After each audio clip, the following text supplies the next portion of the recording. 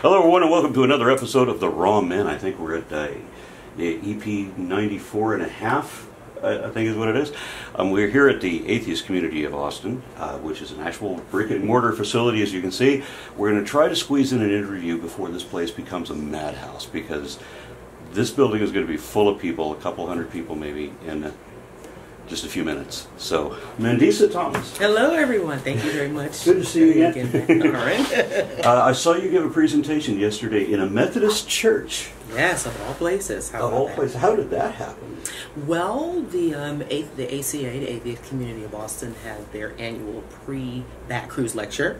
And from what I understand, the minister at said Methodist church is an atheist. So I think that was very good for having it at that building, which was great. I think we tend to forget that churches just are buildings, even though, there's a lot of, could be a bit of discomfort in being there. But I think for the purposes of having the event, it was great. And it was great to have a pastor who is a non-believer. So that was how that happened. Yeah, people may be trying to adjust their sound when she said that the pastor of the Methodist Church in Austin is an atheist. Yes, no, that is an actual statement. That is a fact. You heard that correctly. Yeah, and it's still the pastor, and it's still a Methodist church somehow. But okay. Yeah, it's very LGBTQ friendly, though. There were a lot of rainbow signs, ribbons, and such. So I think traditionally the Methodist sect has been more progressive and a bit more open over the years. So I think that it's good to keep that in mind, that while we definitely criticize and critique the church as an institution, there are some denominations that have been more friendly than others, and I think that the Methodist Church has been one. So I was glad to see that part. It's a very good point, because while we may argue the factual accuracy of every church's belief, regardless of religion or denomination, the fact that we have at least one denomination that is trying not to go the way that so many of them are, where they just seem to be all about hate. Right. I mean, I was told that that God is love, and that brotherly love was like the message of Christianity, but I have not seen that message. Right. Right. In a long time. Or if they do try to express that love, there's definitely more of a guilt factor, or underlying, you still need to believe, or we may love you, but God's still going to condemn you at the end of the day or at the end of your life. So there's always that underhanded message that I know many of us can pick up on. It's like, well, that isn't love either, if it's manipulation. Yeah. So you are the president and founder of Black Non-Believers. Correct. Yes. My shirt right here. If I may ask, give me the backstory, beginning with the motivation for that. Yes. So the reason why Black Non-Believers was formed was to try to bring... there they go. So in 2010, I became involved and more acquainted with the atheist and secular community. And during that time, I had connected with other Black atheists online. And they had started to tell me about their challenges with attending predominantly white meetups and atheist meetups in general at conferences and conventions. And so in wanting to find that in-person community, which I found there was one in the Atlanta area where we're based, I actually came across the same challenges. And so being in a city that has a lot of Black folks there, the other gentlemen in attendance, we started talking after the meetup was done, and I said there has to be more of us out here, even though there is a largely religious community. Now that's where Creflo Dollar is. Creflo Dollar and Bishop Eddie Long was also there too. Their churches are there. And I think Creflo Dollar, aptly named, had to have his church buy him a $20 million jet, because although Atlanta is a hub for all airlines, he said the airlines do not fly his schedule when he has to go back and forth to New York. Yeah. So how do you get from Atlanta to New York unless you have your own jet? Exactly. Right? I mean, right. Exactly. I mean, there aren't it's not like there aren't 10 flights that go from Atlanta to New York, if not more, every day. And he couldn't fly first class or even just like a charter together. You know, I mean, really, seriously. But they actually had the nerve to start a GoFundMe for that, where they were trying to raise like over $300 million. And how many people could you feed with that? How many people could you house with that? A lot. Because there was a time when I was told that churches were all about charity. Yeah. And lately it seems that the churches in America, at least, seem to be all about, fuck y'all, I got mine, and hell with everybody else. Right, and I mean, and trying to support a pastor's exorbitant and ridiculously extravagant lifestyle.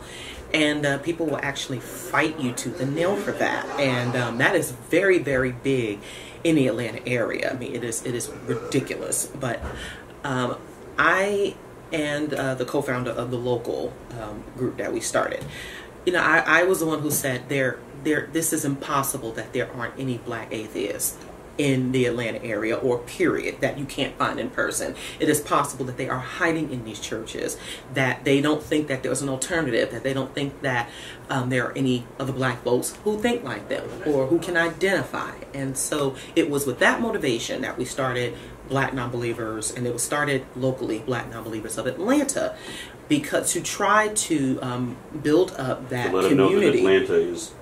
Yes, yeah. There are, you know, in Atlanta, that there are black atheists out here, and that we are trying to bring more of us out, you know, bring us all together, start that networking, that community, and because there is strength in numbers.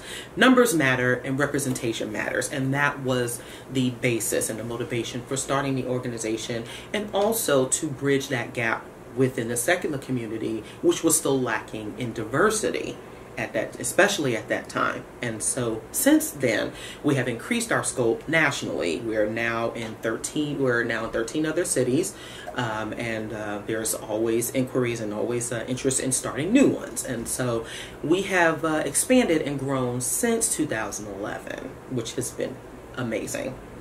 You know, I was on an airplane a couple weeks back after we'd scheduled this interview, and I happened to be sitting next to an old black man who, you know, most people don't talk to you on a plane anymore. They just sit next to you for 3 hours without saying a word.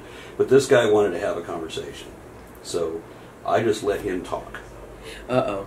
Yeah, and I didn't advertise anything about myself. I wasn't talking about myself. I'm letting him talk about his kids and whatever he wants to talk about, and he was engaged by that. And the funny thing is that he started into, at one point, he's been talking to me for a good hour at least, when he finally says, you know, I'm black.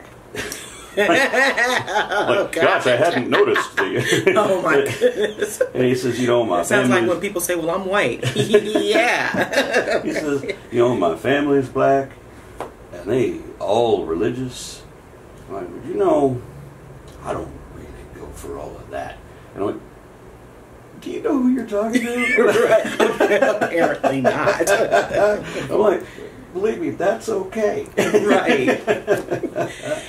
And I think that's one of the more important, one of the most important aspects of starting Black Nonbelievers as well, is because we can also, you know, point people into the direction of those atheists that are out there. You know, not just black ones. You know, people like you, people like Matt, people like Seth, people like, you know, just everywhere, you know, that there is a community out there, and that you don't have to be afraid to discuss this, because, you know, for many of us, it has still been a very taboo subject for a very long time. And I think now there are more people who are saying, oh yeah, I don't think I believe this stuff anymore, and that's really a good thing. So we can say, hey, you know, there's a lot of representation, and there are a lot of good people that they do. I know you do your debates and you do your your podcasts, and so. And there are a lot of our members who just love you, and they love what you do, and so that's an opportunity for more people to find you and to show that, you know, we're doing the work together. I know, or I knew, I worked with an Iranian who identified as Muslim, and he said he was married to a Christian woman. I'm like, well, how does that work? Right. And he told me that religion just wasn't important to either of them. Yeah. I'm like, well, how do you guys know that you're not both? Really? I mean, neither of you does any kind of service. You don't do the 5 times a day prayer. You don't follow it. Why identify? You obviously don't care about this. Right. The family and societal pressure is real. It really, really is. So when people, and then that also offers a perspective that people have just never thought about before. You know, when people think atheist, they think, oh my gosh, you know, it's a scary stigma, it's a scary word, right? But so when we explain it, it's like, well, you know, we don't believe in this one God, but also the other gods. And so explaining it that way gives people a better perspective. They're like, you know, I never really thought about it like that before. The fact that you're called black non-believers rather than black atheists, it probably helps your cause quite a bit, because atheist has a lot of shit attached to it. That I was an atheist for 15 years before I realized what the word atheist meant. Right. Because I was told all these unreasonable, outrageous things about atheists. You know, that atheists exclude any possibility or reject any possibility, that they only believe things that are absolutely proven, that they don't have any... They can't hypothesize. They can't really and that we believe in nothing. Right. As if we're all nihilists. What the hell is that? Right. To find out that finally to find out that it means anybody who's not convinced that an actual deity really exists, I thought was so easy. Oh, well, of course that makes me atheist. But then there's people who want to argue that it's a positive belief, belief in no godism. So non-believer, you lose all of that. Well, it's interesting because at the time that we got started, there was also Black Atheists of America, and you also had African Americans for Humanism, and so you also had Black Skeptics, which was based in Los Angeles. So that was also another reason why we use non-believers in our name, was because there was already an organization that had another Black organization that had atheists in its name, and so we didn't want to duplicate those efforts, even though we were doing it more of a person, more in person, and more of a community engagement setting. And also, yes, it does expand the scope. So when we're asked, well, non-believers in what? I usually respond, non-believers in God, spirit, supernatural beings, or anything that doesn't have an evidence or verifiable premise. So that means that goes beyond religion and the God concept, because there's a lot of superstition, there's a lot of other unverified beliefs that people hold on to. But to give you a short quote, maybe say that, you know, we don't allow ourselves to be convinced of things that are not evidently true. Yeah. Mm-hmm. Yeah. Yes, absolutely. And that goes for a lot of things, because even within the atheist, skeptic, secular community, there is still a lot of acceptance of a lot of basis or premises that aren't necessarily true. They're still rooted in like racism, misogyny, patriarchy, and so we challenge all of that. And I think that was important to distinguish, you know, when we say, no, you know, because part of our mission is to promote atheist pride, you know, and I know when people are saying, you know, promoting pride, you know, it's not just about the LGBT, which is, you know, part of our mission, but when people think of like that whole white pride or, you know, black pride and think they're thinking of it in a more racially segregated nature, and it's like, no, we want people to be comfortable and proud of who they are as atheists. Well, there is nothing wrong with that. And what other word can you use to have people just be comfortable literally in their own skin? Right. So whoever you are, that's fine, and you be good with that. And I think pride is the only word that works in that application. Absolutely. And I think more people should celebrate being an atheist, because it's I know it was liberating for me, and it was liberating for a lot of our members, first of all, who were able to find us and become more comfortable in the identity. Because you're surrounded by people who make you feel like you are crazy. You know, that because you're in a minority, that everyone else is doing it, that somehow, there has to be something wrong with you. But being comfortable with explaining that, you know, not just not believing in something that has taught you to actually judge on a non-evidence base, and being able to do that and be comfortable with yourself, liberating yourself from that is really a wonderful thing. And knowing that we are accountable as human beings, that it is up to us to really do what we need to do, and also to fight.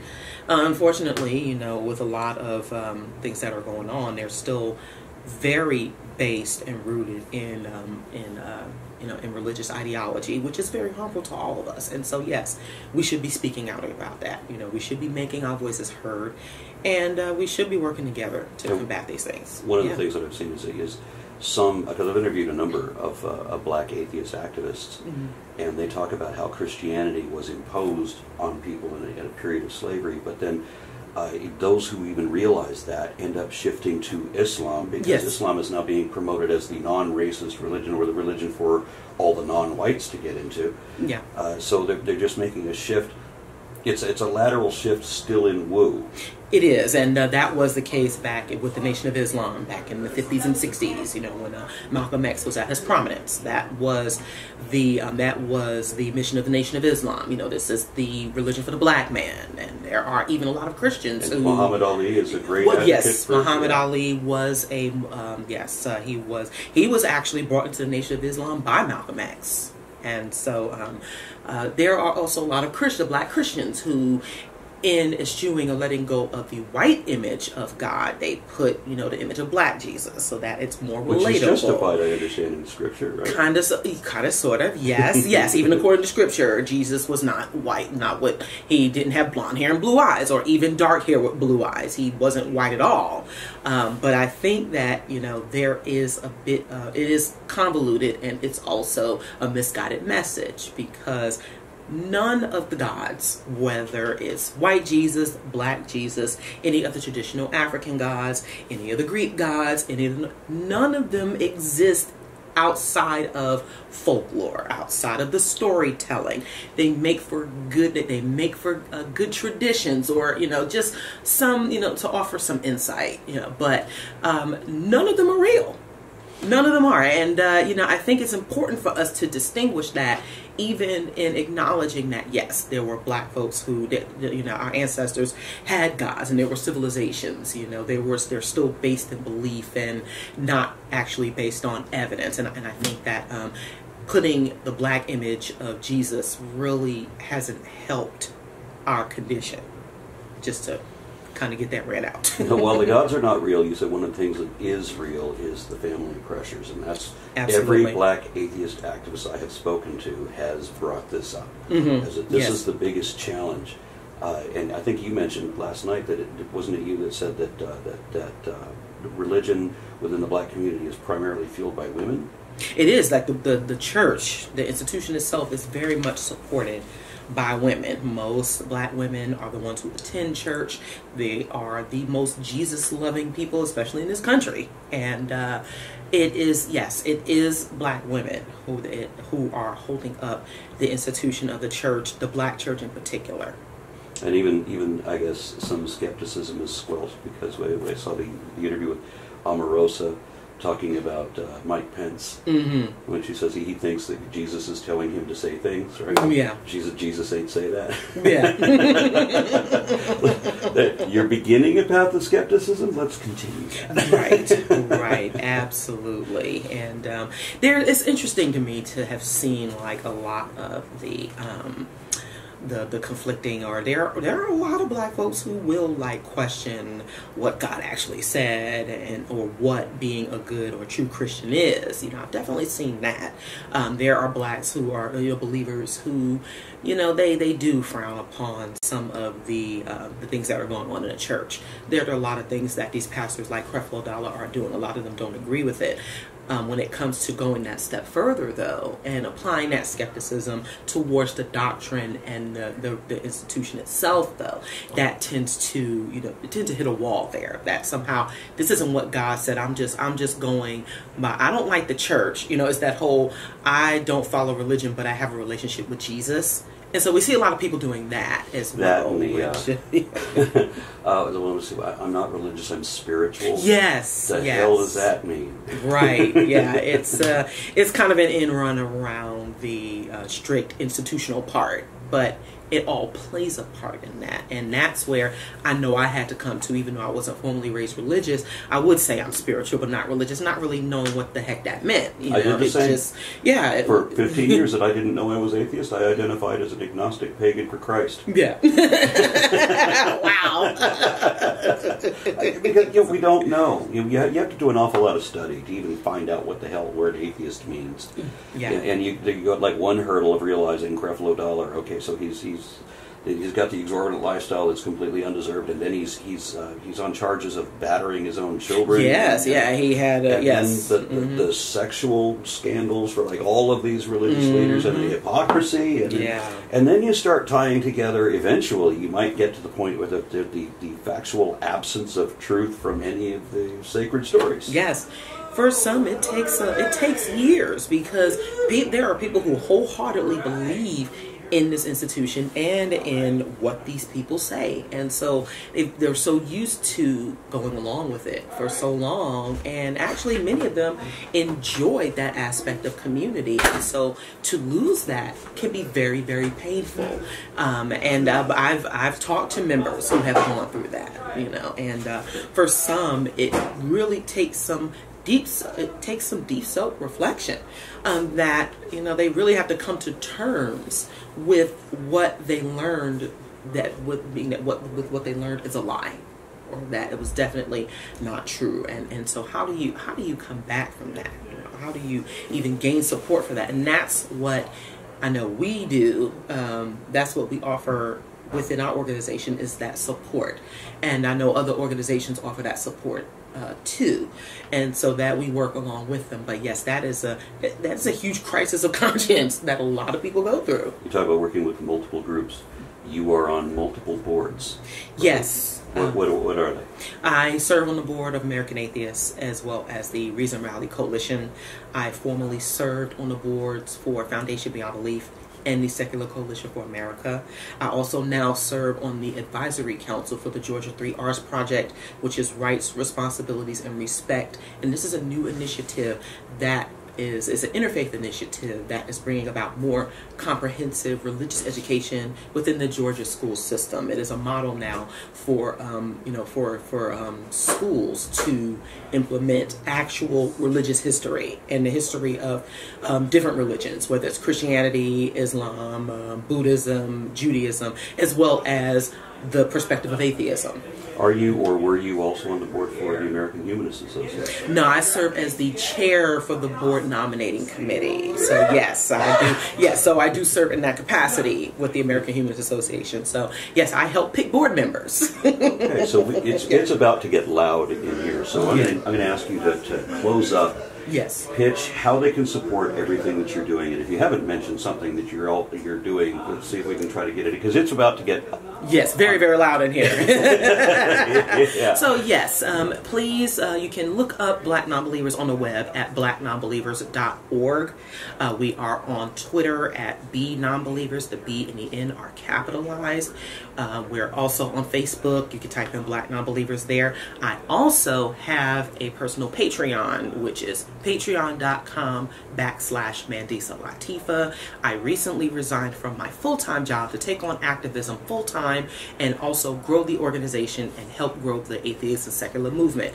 And so it is a collection of, I post there once a week. You get to see some of my wacky writings or just things that my perspective. And I also talk about some of my upcoming appearances and such. So you have to have the link to type it because you can't search it in Patreon. So patreon.com/Mandisa Latifa, and also please do support Black Nonbelievers at blacknonbelievers.org. And I'll make sure to include the links that you want to direct in the top below. Thank you so much. Mandisa Latifa Thomas, Black Nonbelievers. Thank you, everyone. Thank you.